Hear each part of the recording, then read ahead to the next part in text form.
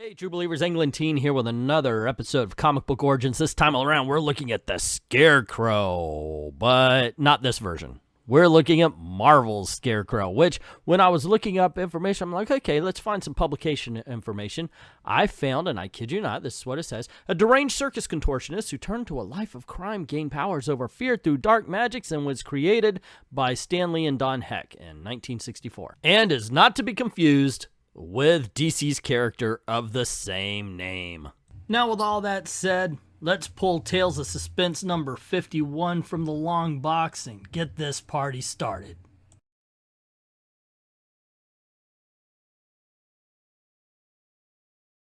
As usual, we start off by looking at the cover, and we've got anyone else would tremble in the fear of the face of Iron Man's angry challenge, but not the Scarecrow. What strange power does he possess? Once again, the mighty Marvel Group introduces a new type of supervillain to make you gasp and wonder. Another triumph for the new Marvel Age of Comics. There's a story about Stan Lee trolling DC. Like, they would go, well, look over there, they're putting words on their covers. So Stan Lee would take words off just to mess with them. This is very wordy, and it really kind of gets in the way of the art, in my opinion. Not exactly the most intimidating look at the Scarecrow either. I do like the armor, though. I'm a big fan of this Iron Man armor, but we're gonna see that inside. I don't know. I've got to call this cover a fail. No, it doesn't deserve a fail, but it's not great. It deserves a eh. And the splash page sees Iron Man flying above the city as he sees someone. Well, good thing Iron Man was passing by. Someone is robbing that box office below. Oh no, it's Iron Man! At this very moment, you're probably wondering, how can a Scarecrow cause the ever-loving Iron Man any troubles? Well, little friend, stay with us. We've got a few quaint Marvel-type surprises in store for you. Iron Man chases the thief into the theater, making sure to fly high above the crowd so he doesn't accidentally bowl anybody over at his speeds he's going. They go past the stage where a contortionist thinks, say, what a great publicity break it would be for me if I could catch that punk before Iron Man gets him. It shouldn't be tough for a trained contortionist like myself. After slipping out of these chains, it'll be a cinch. I'll just roll myself into a ball and bowl him over. I can bend my body into almost any shape. Strike three, you're out. Yeah, Stan, look, we're all geeks here. Not all of us are big fans of sports balls. That's not the strike you get in bowling. Just saying. Iron Man says to him, well, thank you very much, Umberto. Go back to your act, man. I'm so glad you're on the side of the law because you'd make a really tough opponent. And Umberto's like, hey, yeah, he inspired me. I think I'm going to become a burglar.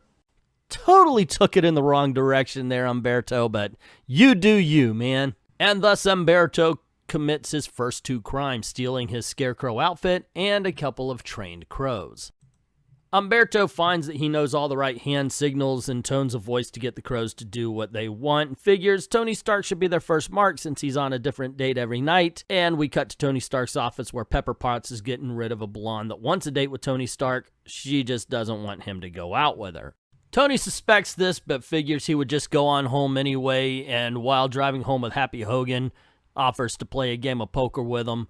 As they enter the apartment, though, they see that it's robbed and the Scarecrow is still there, looting the wall safe. Well, so the Scarecrow will now have an opportunity to display his power. You're in for a little surprise, Mr. Stark. Happy Hogan jumps in front to take out the Scarecrow, marking that the only reason why he lost more boxing matches than he won was that he was too soft-hearted to hurt anybody, but he doesn't have that feeling about crooks. However, the Scarecrow makes easy work of him. That does allow Tony Stark time to get into the armor. All right, Scarecrow, fun time's over. Do you give up now, or do you want to be stopped the hard way? Iron Man. I heard that Stark kept you around as a bodyguard, but you don't scare me either. The Scarecrow is far more dangerous than you suspect. You're a contortionist, dude. It's either the circus or porn. That's it. Iron Man chases the Scarecrow into a room. Big deal. You don't think a locked door will stop Iron Man, do you? And I hope you'll forgive me if I don't stay there and wait for your reply. Suddenly, as Iron Man smashes into the room, a thick and tangled drapery is dropped over his head. What? You see, you failed to take my trained crows into account. See how obediently they follow my whispered orders? I can feel them wrapping the drapery sash cord around me. It's incredible. They're pulling it taut. So basically you're telling me that the Scarecrow and Cinderella have the same powers. The birds throw Iron Man off balance, but not for long because, let's face it, a tapestry is a rug that you just hang up. And now, Scarecrow, you'll start laughing out the other side of your mouth. Looking around, Iron Man doesn't see Scarecrow, so he follows three crows out the window, figuring that's where he went to. But Scarecrow never left the apartment. Now he's free to empty the wall safe at his own leisure. Happy Hogan wakes up, trying to stop the Scarecrow, but he gets away, flying all the way down to the building and not understanding how the Scarecrow did it. But the Scarecrow explains to us he doesn't suspect that some of my crows were able to support my weight just enough to break my fall. No. Okay, look, I could suspend a lot of disbelief, but crows are not huge birds, and they're not going to carry a full-size man plus Jules plus the whole 9 yards unless you've got an entire freaking flock of them. I'm not. No. Just no. Next. We cut to the Scarecrow at his home, and he's really happy with the haul he got because with all the jewels and money, there are some plans that he's sure that Tony Stark is going to want to buy back. He sets up a meeting with Stark, but Tony Stark has an idea. Now that Happy's gone, I can really go into action. The first thing to do is put a little gadget of mine into this briefcase. I'll prove to the Scarecrow that he's not as clever as he thinks. For this little transistor-sized gadget will bring about his downfall. The startling figure of the Scarecrow makes his appearance and, "Give me that briefcase, you unsuspecting fool. This is only the first payment I'll demand before you get your plans back. And now, my little pets will entertain you while I reluctantly take my leave. The crows, they're attacking me. I have to beat them off." The Scarecrow makes his escape. I'd be insane to remain in America after stealing these plans. Instead, I'll go somewhere where I'll be safe. Soon I'll be safe forever in a land where all the enemies of America are welcomed, a land where they will respect a man of my unusual talents. Before night falls, I'll be an honored visitor on the island of Cuba. And there's the Cuba gunboat now, which I plan to rendezvous with. And so the costume trader boards the Cuban gunboat, and these are the plans for the new American weapons, which I promised you. Good.